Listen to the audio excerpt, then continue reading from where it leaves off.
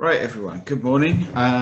Welcome to another one of MSLD's webinars today. Everyone's just coming in at the moment, but we've got quite an exciting one today because I've got a guest. I have Philip Russell of Inside Out Architecture joining me, and we are going to discuss airport lounges. Now, MSLD has worked on a number of these with Inside Out Architecture and our clients, No1 Lounges, to create lighting schemes. And so what we're going to do today is we're going to discuss a little bit about what we do with these projects. I might have to just have to get the presentation ready. Yes. Right, so yes, we're going to talk about that. So I'm Marcus, I run MSLD, we're lighting design specialists. We provide independent lighting design mainly on residential and hospitality settings and doing a series of webinars. And I'd just like to introduce Philip Russell. So Philip, why don't you tell us a little bit about yourself? Thank you, Marcus. And thanks to everyone for joining this morning. Just to introduce myself, my name's Philip Russell and I'm an architect at Inside Out. We're a small London-based design-led architecture practice that work mainly in the residential and commercial sectors. And our residential work ranges from one-off house extensions and refurbs through to multi-unit developments with experience in passive house schemes as well. Our commercial projects are mostly focused in the airport environment, and we do specialize in airside lounges. I've been involved in all of the No1 Lounges' latest lounge designs and have recently led the design and delivery of the No1 Lounges Clubrooms brand. Right, and so what we're going to talk a little bit today about is our partnership with No1 Lounges. So No1 Lounges are an independent airport lounge hospitality company. They provide independent lounges to various airports around the world. And they have 4 brands. They have The House, No1 Lounges, Clubrooms, and My Lounges. Now, Philip and I have worked on the Clubrooms brand on a number of airports. And so that's what we're going to be discussing today. And we're going to be focusing in on that and some of the details about those projects. But Philip, why don't you tell us a little bit about how it started with No1 and what the approach was in general to the airport lounges and also to Clubrooms specifically? Yeah, so we've had a strong, long-standing relationship with No1 Lounges over the last 10 years, in fact. So it goes back quite a long time. Initially from just the No1 Lounge brand itself, and then from that evolved the Clubrooms and the My Lounge, and more recently the House. But over the last 2 to 3 years particularly, they've had a real priority and drive to undertake a refresh of all their lounge brands to enhance the values, the characteristics, and just really elevate themselves from their competitors. And so we've been fully involved with them in all of that. And you lead it all, don't you? The Inside Out handle both the architecture and the interior design and development and management of all these projects. Exactly, yeah. So not just the design, but the full project management and right through to delivery. And we'll talk a little bit later, I'm sure, about the logistics of working in an airport environment. It is a very interesting environment to work in. Yeah. So specifically for Clubrooms, what were they looking to achieve with the refresh of the Clubrooms brand? So yeah, the Clubrooms brand is No1 Lounges premium, one of their premium brands, and its identity is about luxury and exclusivity. It's more like a private members club. So our concept in the refresh of it was to really extract what worked in the existing Clubrooms lounges and how we could just enhance these elements. We didn't really want to do a full change. It was just seeing how we could evolve the brand to meet a higher level of sophistication and bring a sort of classic modern feel to the space. And yeah, just with some of these slides here, with regard to how we saw lighting playing its part, we felt we needed to just have a deeper consideration of it generally to really enhance the intimacy or the mood of the space that we're looking to achieve in this refresh. and to be more integral to the brand itself, I guess. So not just appearing like an afterthought. And that's when we came to you at the early stage of the project for the one in Birmingham. Having that specialist knowledge from yourselves and that input would just give the design much more opportunity to meet both number one's aspirations and our desired outcome for the project. I think that's what we talked about at the beginning. It was very much a case of you approached MSLD about having a consistent lighting scheme and creating one which worked with the branding and worked with the environment you're going to create. I mean, we're looking at a couple of images of the old scheme, which was there. One of the points which was highlighted by the client, in fact, was the number of downlights which were on the ceiling, and also creating a nicer, warmer environment and creating something which was a little bit more tailored towards the idea of a private members club, creating that intimacy and comfort, that it was going to be a real escape, wasn't it, from an airport? Absolutely, yeah, that's right. To have that break. And so we went into it. Why don't you tell us a little bit about the outcome, where you went with the design? And I guess you can talk, we're showing images here of Clubrooms in Birmingham, which was the first one we did, and now it's been rolled out across the range. But tell us a little bit about your approach for the architecture and the design of the spaces. Yeah, so this is quite a strong image of the entrance to the new to the first refresh of this brand in Birmingham Airport. And as I mentioned earlier, we looked into elements that number one really liked, so the dark fumed oak paneling that you see here, as well as feature furniture pieces or bespoke joinery that they wanted to retain. We drew all of those and just built from them. But elements like the blue painted wall panels, we applied a deeper tone to them to give it a richness. The timber flooring we selected was warmer with a more modern chevron finish, and even things like the metal joinery pieces moved from a more traditional darker bronze to a lighter bronze, almost brassy golden tones. So it just really lifted the brand as a whole, made it a bit lighter, a bit more modern, and we had slight punches of color through warmer tones in the feature seating, like you can see here by the art wall, as well as some of the dressing. And yeah, just going on the proportions, we felt that in order to achieve that level of sophistication and ambience, we utilized the height of the space that we were given and that the lounge occupied, and the emphasis through these taller crittle glazed doors. These are 2.5 meters tall, so just really accentuated that, and the timber paneling you can see behind kind of matched those proportions. So it just really helped to give it that greater level of grandeur, if you like. I think it really helped. It was a completely different approach, and you can see between both the old and the new, it's not a completely different space, but it feels so much fresher and cleaner and consistent with the style running through it. It feels much more joined up in the way that it's been designed and how it's tailored to the space. And I think, yeah, the different transitions in the heights, when you look at the old photos, having that really helps break up the space, create a more cozy environment in certain areas, and really create these intimate pockets where you can just sit and relax, and you can have a bit of quiet time before you fly. You can have those spaces there, you can have that relaxation. And I think that really hit the nail on the head when you're creating that sort of intimate, wanting to create that sort of club feel.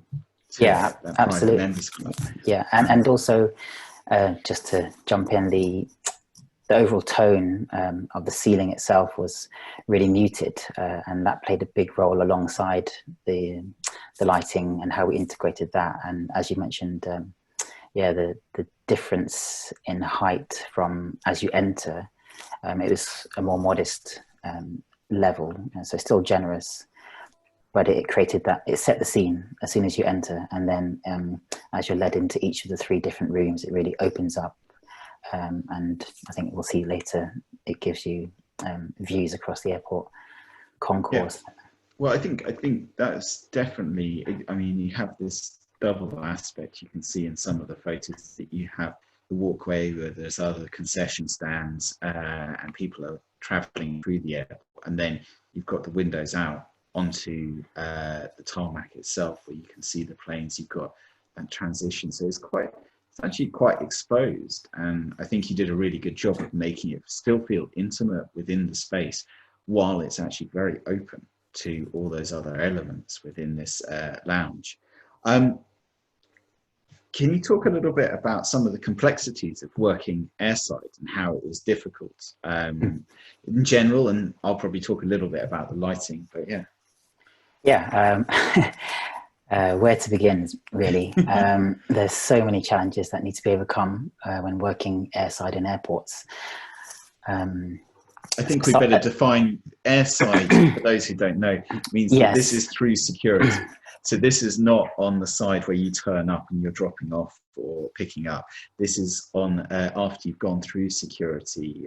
It is the secure part of the airport. So people are passing through with passports. They're having everything X-rayed and scanned as they go through. So yeah. Yeah, exactly. So that's once you're through security, that's airside, so to speak. So aside from the stringent regulatory and safety standards that airports have, and each have their specific technical standards that you need to meet as well. You have to deal with all the project logistics in terms of delivery, access, waste away, passes, permit, security. The list does go on, and then that's just the process. The team itself is also pretty full. You've got consultants ranging from yourselves, AV side, security, structural, MEP, health and safety, building control, sustainability. So everything just takes longer and it costs more. It's a somewhat monopolistic environment. Just things like having a piece of furniture or a batch of lighting delivered. It needs to be checked, scanned before it goes through to site. How is it going to get there? Does it have to be done out of hours? It has a big impact on program. What can be done during normal hours? For example, noisy works or hot works, they may be restricted to out of hours, and those hours might just be from midnight till 4 a.m. So it's a real challenge to factor in these things into the program. So many things.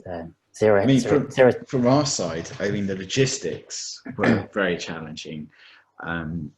Making sure that suppliers, when they're getting involved, they're going to make sure that their deliveries show up on time, coordinating with the contractors who are ordering it, making sure all those arrive at the right time, they go through the security, planning that.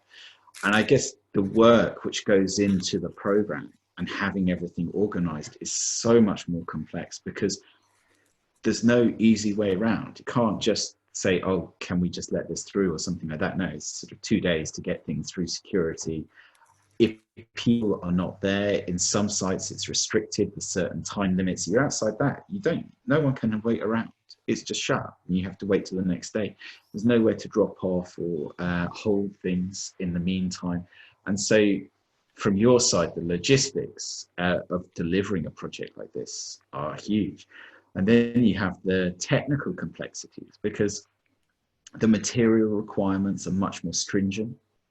What you're actually going to be fitting, what things are made out of, the requirements of the fittings, things like emergency lighting, and then all the other services which have to end up going in to projects is very complex, because you've got various other alarm systems which are built into the whole airport, aren't they, Phil? Absolutely, yeah. No, it's it's a project in itself, just managing all of that, aside from delivering the design that you're looking to achieve from the outset. And as you mentioned, things like mitigating accidental alarm activation. If you do that in a regular shop unit, you might be all right, but doing it in an airport has huge implications. So to ensure that you're mitigating all of these risks whilst keeping focus on the end goals is especially as the projects run closer to completion, that management is really tough.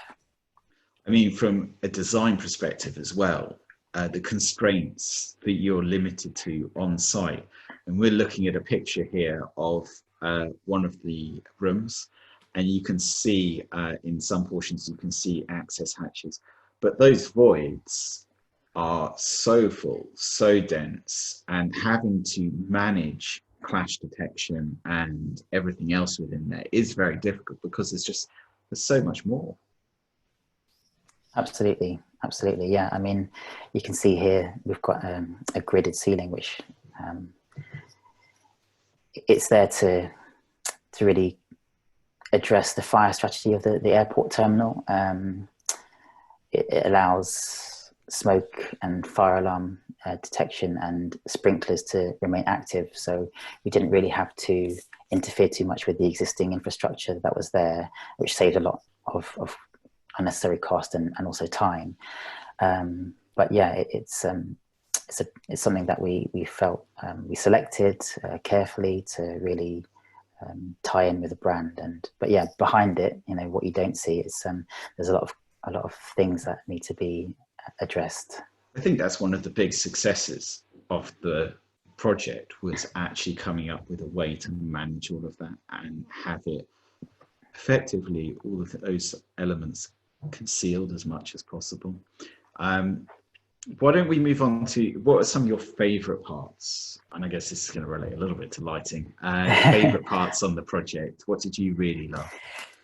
Yeah, well, from a lighting point of view, particularly, as you can see from this slide, it'd be impossible to not mention the Bomber's beautiful glass soap pendants. I think this was a piece that your team recommended to us, and I personally was drawn to it straight away. Its colours and tones are very on point with the brand. When you see it in person, you really see the different hues of blues and golds and silvers, that they're all different. They're all individually hand blown, and the natural form is very different to the very strong linear elements that are in the lounge and the space itself. And I think we agreed the concept for forming almost like a wave-like art piece that ties the three rooms together. I think that was the key, and it was just really a case of convincing the client. I think our initial proposal totaled about 90 of these lights. I think it was about that across the three rooms, yes. So we did trim it down a bit, but I think yourselves, us, and No1 all did agree that it was, to have its impact, it could only really work with having a significant number of them, almost like an all or nothing approach. Yeah, well, I think when we proposed it originally, we came up with this idea. We had the three rooms with the three huge full height windows looking out onto all of the aeroplanes, to the runways, and we felt we needed something really strong and visual within that space. We had a higher ceiling at this point, and we felt that we had to emphasize that height, bring something into it. And with this fitting, we wanted to create something which floated within the space but wasn't too harsh. Didn't really want to destroy that view. We wanted some transparency to it and add a little bit of softness. So yeah, the curved forms really tied in well with that. Having the different, we were in luck, we found this product, soap pendant from Bomber. The colors which were available, the bronzes, the blues, the clears, all tied in really well with the color scheme throughout the project. And so we felt that that would work very well and just give that visual defining feature along those sides while keeping an open sightline as much as possible. And I think we did succeed really well with it. And it's a defining feature of the lounge. And as you see later on, we'll show you some other projects.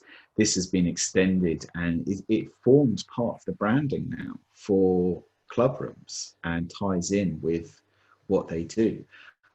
So I was very pleased. I mean, kind of came up with this idea, and luckily we were able to deliver it, and the client got on board with it very early on, really did feel that it was right for them. So we managed to pull it off, really. What else did you love about the project?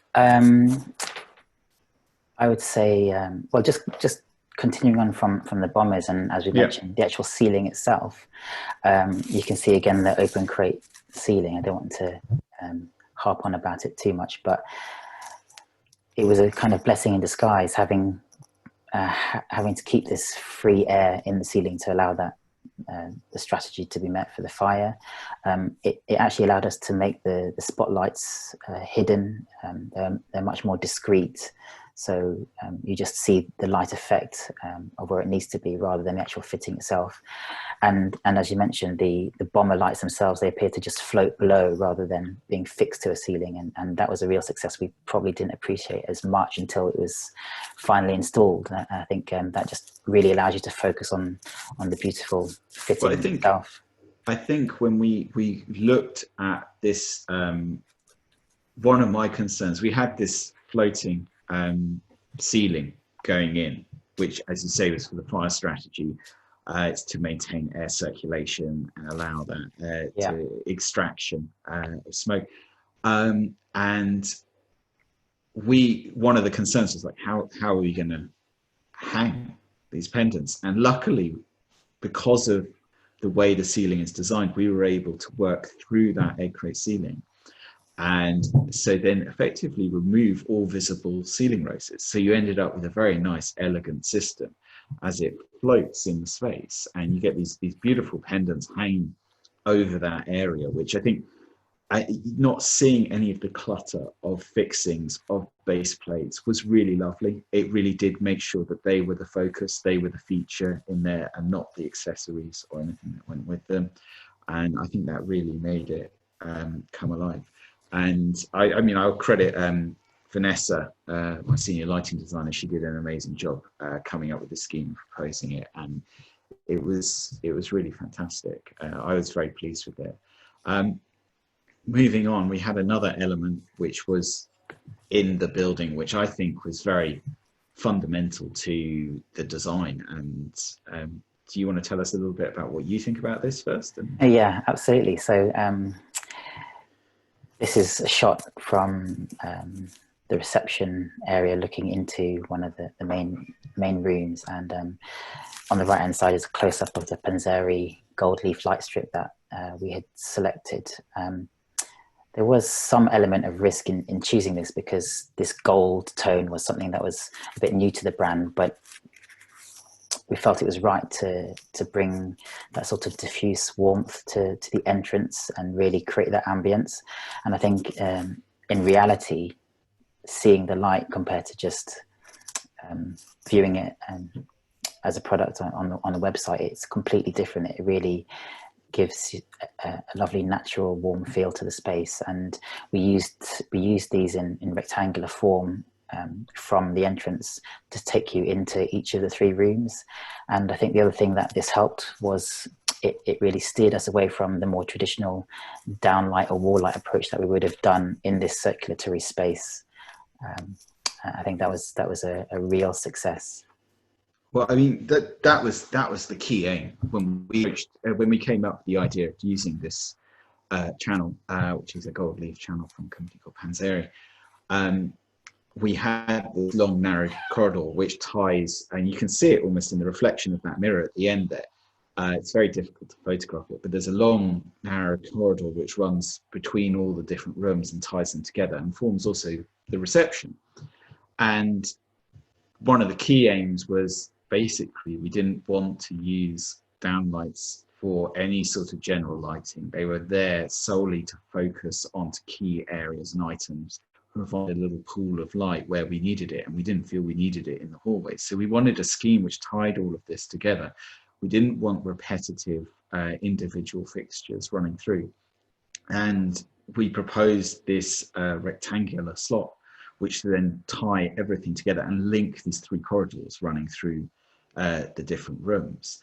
And we went with the gold leaf just to add, the warmth. We felt that warmth and having a little bit of texture would help tie in. And luckily, you backed us to No1 and said, yes, we think this finish is good. There is a little bit of nuance within this. Because it is gold leaf, you get a very warm light from it. And what we ended up actually doing is using a cooler white LED strip inside the channel rather than everywhere else. Everywhere else is 2700 Kelvin. But this particular channel had a 3000 Kelvin LED strip added into it.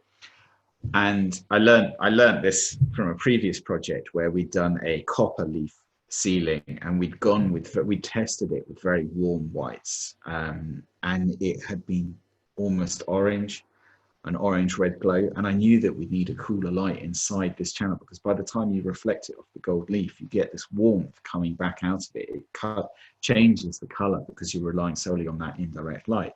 And it worked very well. You still actually have that lovely warm light within that space, and it worked really well.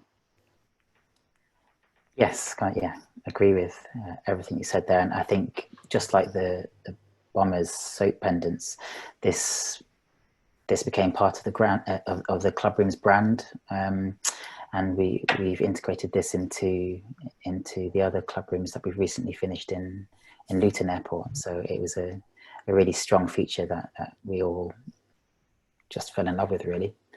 I think just to mention one last point on lighting is that differentiated the refresh from our previous schemes was the use of uplighting. We hadn't really used uplighting much or at all in any of our previous schemes, and we integrated that into some of the more intimate seating areas like built-in banquettes or sofas, and even in some of the joinery, just to highlight from a different angle the bronze elements, the light elements that we wanted just that glint from behind reeded glass. So that was a really positive impact that we didn't really appreciate as much before. I think when we did, we've talked about this at length, you and I, about projects and about having that uplighting and that difference that it makes within the element of the space and the difference in the feeling. When we approached the lighting, a lot of it was about integrating lighting. What we didn't want is the clutter, which you had before. And one of our key aims on almost every project is to integrate and conceal lighting, so that really the architecture and the interior design becomes the feature. And so you can see in these images, we like the idea of building in lighting behind sofas, and having that soft light washing up from around it. It gives a more cozy feel if you have it coming from the ground up. We also, you can't see it quite in this image, but on the screen here, you had up lighting, which was coming up from there, integrating lighting into the joinery. And then where we had to have spotlighting, if we go back, you can see on the ceiling here, within the egg crate ceilings, we integrated, rather than have a surface mounted spotlight below them, we designed a custom mounting frame and had the spotlight mounted up above it, so that it would sit above the line of the ceiling. It'd be concealed as much as possible. So we just get that focus light coming down onto the table areas and highlighting those and making them a feature, picking them out as an element. So it was very much a case of integrate as much as possible. But with the uplighting, it does have quite a different feel to it, and it really does change the atmosphere. And I think that's what works really well to create that intimacy. Yeah, absolutely. And then if I move on, we've also, what we've done is this has been carried on. We've got Birmingham on the left here, but actually this is Luton on the right, and this is another image of Luton. So what we've done is we've already rolled this scheme out across another Clubrooms Lounge, the new one in Luton, and it's going to be rolled out across the whole range. But what do you think? What did you think about us rolling it, having it on another scheme, on another area, another lounge, Phil, and how is the lighting tied in to doing a different kind of space? Because Luton is quite different from Birmingham.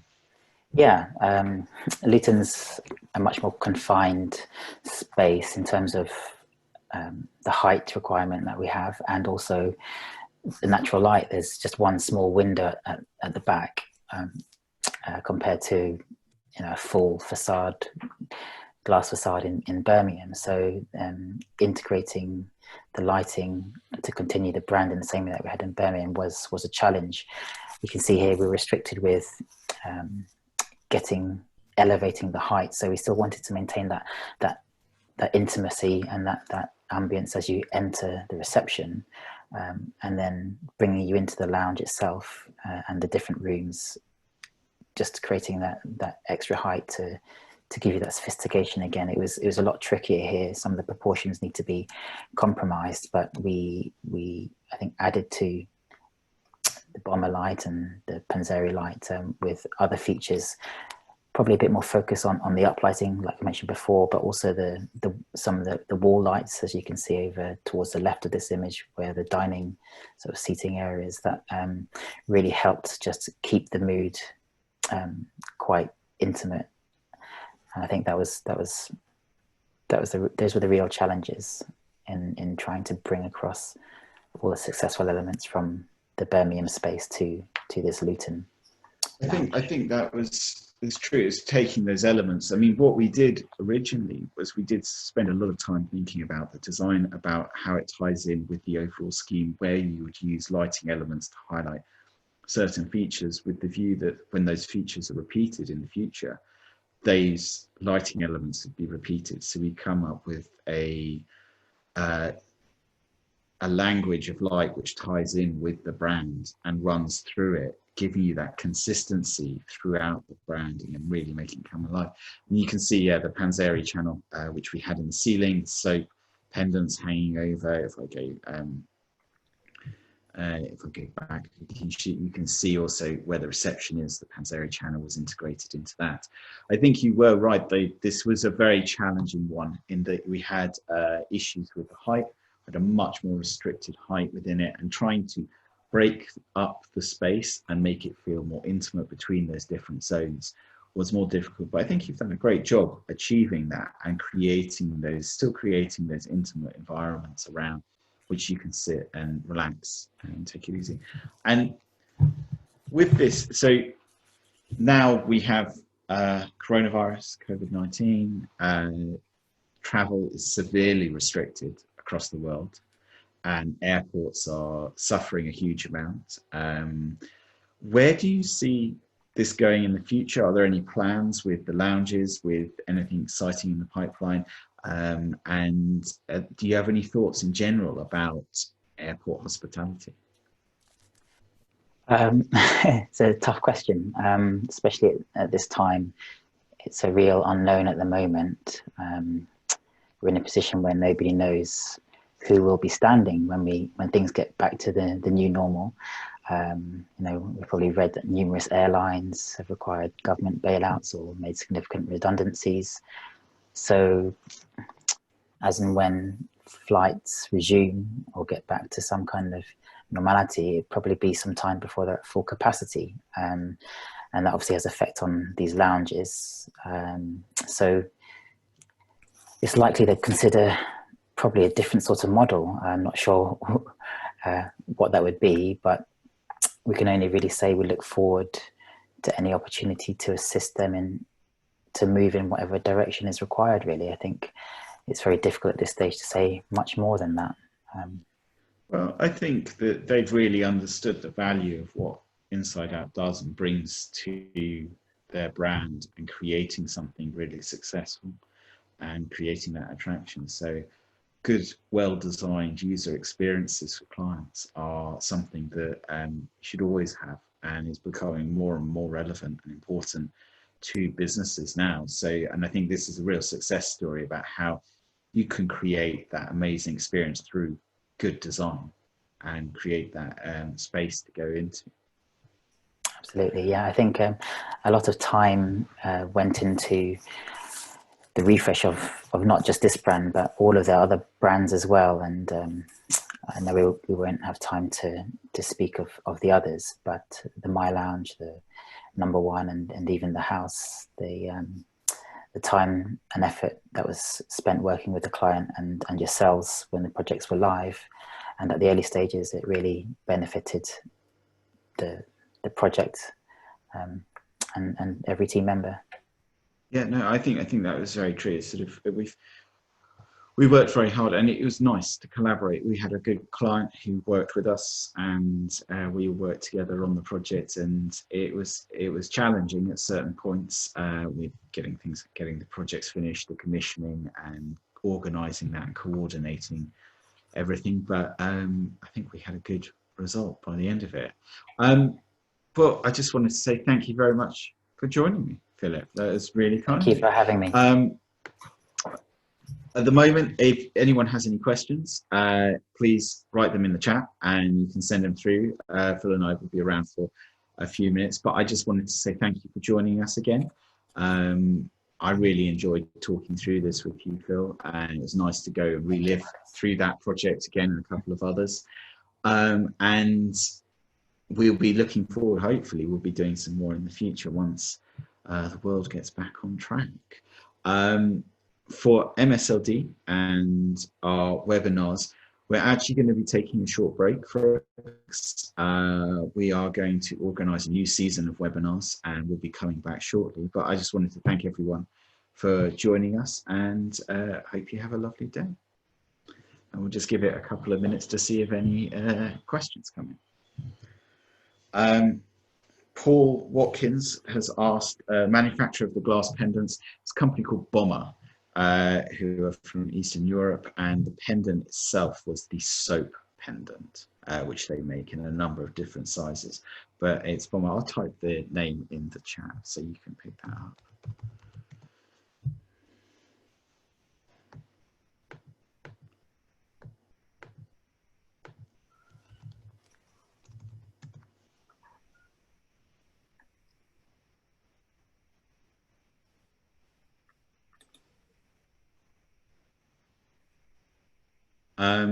Paul Fenton has asked, was there a Bert Frank Whittle? Saw in one image. Yes, there was. There were a couple of fittings from Bert Frank that were specified. I think a couple were specified. We had a Colt pendant, and then there's the Riddle wall light. I believe you, Phil, chose the Riddle wall light. Your team over at Inside Out really liked that wall light. And then yes, we proposed the Colt pendant, which went over one of the tables, which is a long strip pendant. And even in the Luton Lounge, the smoked glass wall. Yes, that was from Bert Frank as well. I think we found, I mean, their fittings fitted very well with the style that we were going for, and also the finishes tied in very well with the bronzes that we had going in the scheme, the bronzes and the antique brasses. And so it was a very easy choice to get those fittings to specify them. And also you've got a nice bit of control over the light with the various smoke glasses or shades that you had on them. So they worked really well. Virginia has asked where the gold slots were from. That was from a company called Panzeri, which are based in the USA, and they're a very interesting product. Quite complex to work with. They're based in just north of Milan in Italy. Oh, are they based in Milan? Sorry, yes, I'm getting confused. Yeah. But yeah, they're quite complex to work with, but because it is gold leaf, and I mean, we had quite a lot to do with the contractors, making sure they got them right, and there is actually getting them repaired because a few of them were not cut correctly, so we had to get repairs done on it. Yeah, there's a lot of work. There's a lot of complexity in understanding how it's fitted and how it ties into plasterboard thicknesses, that sort of thing. But it's definitely worth the effort. And I think this range, the Manhattan, is Panzeri's Manhattan range. It does come in more standard finishes. So I think just your plain white, not just the gold leaf. Yeah, I think that's it. It was a challenge. I knew when we we chose it originally that I was going to be in for a bit of a ride in making sure that it was installed correctly, and we tried to stay on top of that from the start. But for such a key feature which was going to flow through the entire space, it was worth the effort, and I think it really added a huge amount to it. And that's often something that you end up facing when you're doing a project, is having to choose how complex you're going to go. Is it worth that complexity, worth the extra effort and money to invest in it? And are you going to get a benefit out of it? But in this case, definitely it was 100% worth it. Right, Mohammed has asked a question here about color temperature, 2,700 and 3,000 Kelvin. Do people notice the color temperature difference? And well, that was a bit strange. The 3,000 was only in the Panzeri channel, which had gold leaf. So actually that appears warmer than all the other light sources. And so we had to have that. So it does look warmer and people notice that, but they notice it because it's gold leaf and it's intended to appear warmer, to give that gold light off it. It's just we have to control how yellow it becomes. Ideally, I quite like consistent color temperature across spaces, but I think if you're going to have different color temperatures, you can do it. You just have to have different lighting elements. So you wouldn't want two, say, types of wall lights to have two different color temperatures, because it'd be very noticeable. But if you have uplighting from the floor and wall lights and they're two different color temperatures, that's generally okay, because they're two completely different effects. Alexander has asked, do you think airline lounges need to be reorganized in the future in sense of materials and hygiene aspect? That's a good question, Phil. It's a good question. Yeah, well, as we mentioned, at this moment in time, it's very difficult to know exactly how the future will pan out. But in terms of spacing, maybe in the more immediate future, if things get back to some kind of normality, it might be that the spaces, the seating numbers are reduced, so that more space is given to the individual. It might mean a higher price point that comes along with that. But I think the overall arrangements, it's really down to the branding more than anything else, and the clients, meeting the client's aspirations. So these club rooms were more intimate, and you get kind of these individual rooms that you can choose to go in. But if you look at, say, the My Lounge range or My Lounge brand, that's a lot more open plan. It's got a completely different aesthetic. It's like a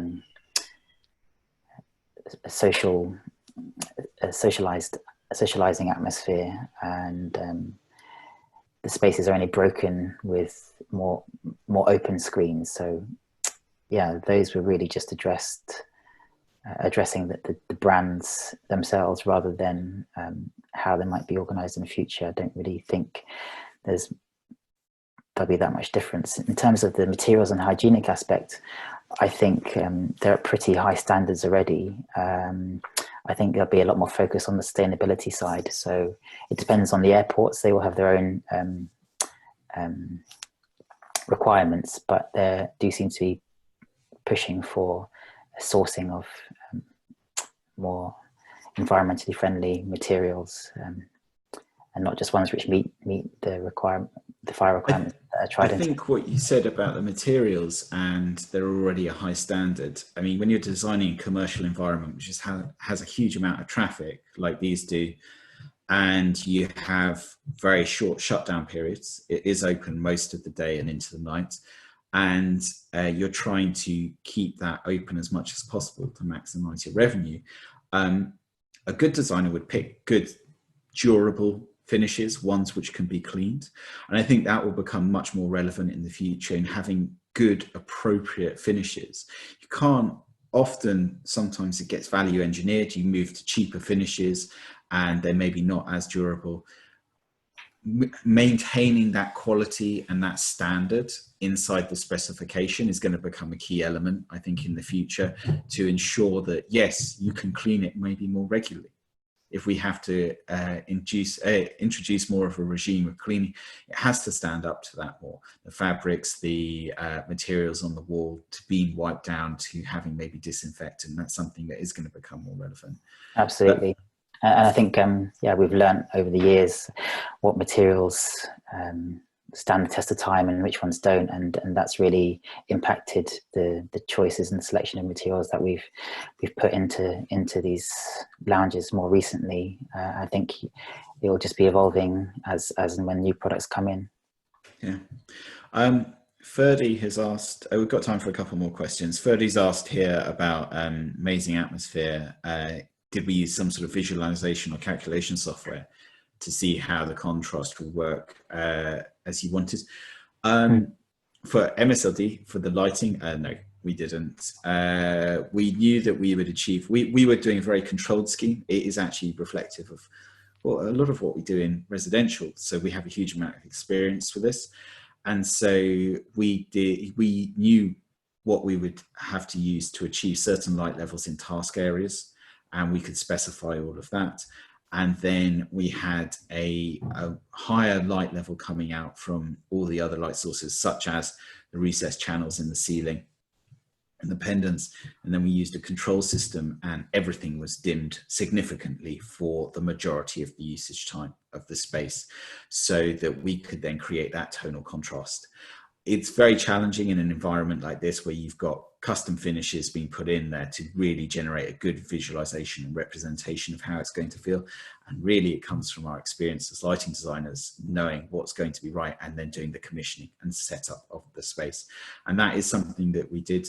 We went and spent days on site adjusting and tailoring the lights, both at daytime and evening, for the different settings, and automating that all, so it's the right atmosphere at all times. And just to add to that, Marcus, from a visualization perspective, we did do a full 3D model, and it was very complete, from detailing of all this bespoke joinery, having the actual pendant light 3D models. If we weren't able to source them, we would form them very accurately to the dimensions, just to see how they fit. So even the way that the position of the bomber lights, for example, the pendants, you know, someone had to decide what height they're going to be at, how are they going to be spaced. Well, we did. I remember was going through that, didn't we? Yeah, there's a huge amount of coordination going into that, not just in terms of within the model to create the flow across the space, but conveying that to the electrician who's actually installing it.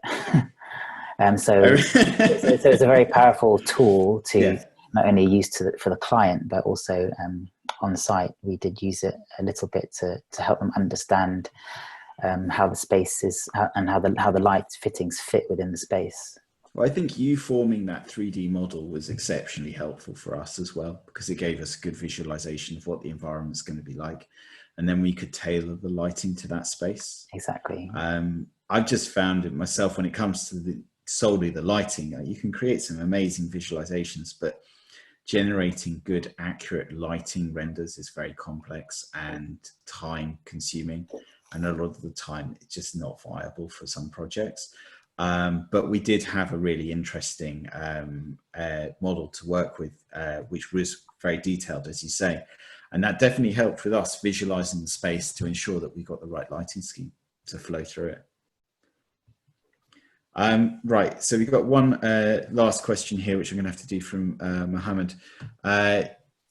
What tips and tricks for illuminating interior with dark surface, like black coloured walls or dark blue panel walls? I guess you just have to factor in that you're not going to get much reflection from it. So you might need to use more focus light, or accept that whatever light you're going to try and generate, indirect light from those surfaces, is going to be reduced by 90–95%. So is it just going to be a little detail finish, a little glow? It can be a challenge. The key is to identify the task areas where you actually need to generate light, and then ensure that you're going to get good amount of light onto those surfaces. by using direct light sources. So where we've used, where we were trying to illuminate, where we had tables, we had quite a nice accurate furniture plan. And because Inside Out were doing the interior design and architecture, they knew how it was going to be furnished. We could tailor the lighting scheme to that. We could ensure that we had lights over the tables, and we used narrow beam recessed plaster in downlights, or the spotlights hidden inside the egg crate ceiling, to focus onto those key areas and ensure that we had good light. And then around that, it's a lot of it's ambient light, but you're just not going to get that much reflection. You have to factor that in and make sure that you've got some soft ambient light in certain other ways. That's it. Thank you very much, everyone. And we hope you've enjoyed this session. I want to say thank you again, Philip, for joining me. Thank you, I Marcus. really appreciate you coming on. It's been really fun. Yeah, thank you. Right. Okay, and everyone, I hope you have a lovely day.